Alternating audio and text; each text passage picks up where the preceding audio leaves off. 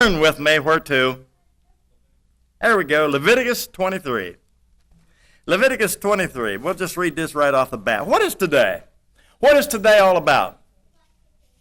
What's it all about? We figured out what the Feast of Tabernacles was all about. We were in the wedding booth for 7 days. Let's pick it up then. Let's see. Well, we'll pick 33. Then the Lord spoke to Moses, saying, all right, God is speaking. He's talking to Moses. And he said, you, Moses, go tell my people. That's what they wanted. Remember, they didn't want to hear God again. Speak to the children of Israel, saying, the 15th day of this 7th month shall be the Feast of Tabernacles. That was how long ago? Last Sabbath, wasn't it? Yeah, remember how big the moon was, how pretty it was? Did you look at it last night? The thing is shrinking. Of course, it's supposed to, isn't it? For 7 days to the Lord. On the first day there shall be a holy convocation. We did that last Sabbath. You shall do no customary work. Do you realize last Sabbath and this Sabbath are what we call double Sabbaths? Because it is the weekly Sabbath and it is the annual holy Sabbath. For 7 days you shall offer an offering made by fire to the Lord. On the 8th day, today's the 8th day, is not part of the Feast of Tabernacles. You're well aware of that. You shall have a holy convocation. You shall offer by fire, made by fire, and so on. Verse 39, because it is mentioned again. That's not the only time it's mentioned. It's mentioned again in verse 39.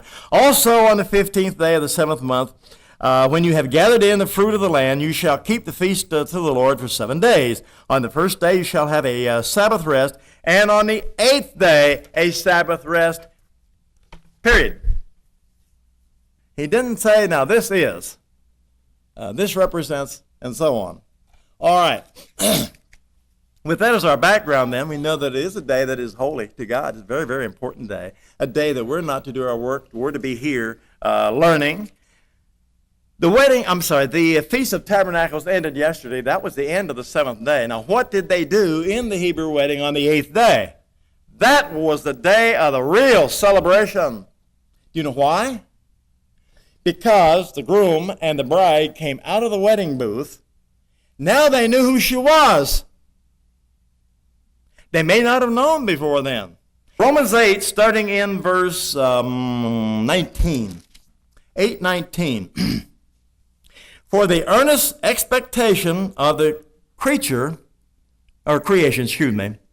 eagerly waiting for the revealing, well, how about that, of the sons of God. Waiting to be revealed. Isn't that what you're waiting for?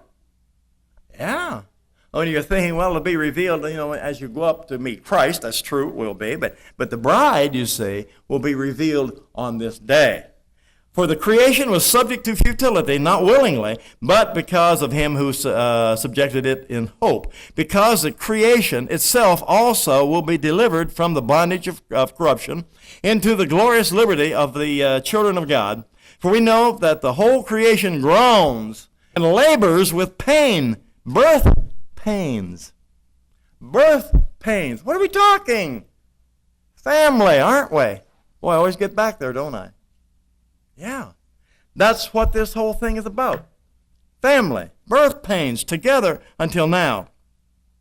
Not only that, but we also will have the first fruits of the Spirit and so on. Let's see. Yeah, okay, you can read the rest of that later. All right, this bride is very, very, very, very special to Christ.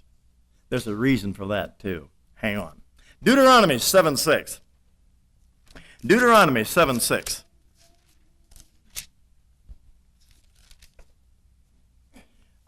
He says here, now of course here he's talking to the nation of Israel. He made the offer to them first, didn't he? And they refused it. So then he said, I'll just offer it to the whole world. For you are a holy people to the Lord your God.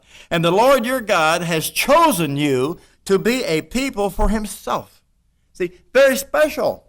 The Father made the arrangements for Christ's bride, according to the law, didn't they? A special treasure above all people on the face of the earth. Now you can read on from there and find out why and so on. But a special, you see what you are? You are special with God. Titus 2 and verse 14 and 15. 2, 14 and 15.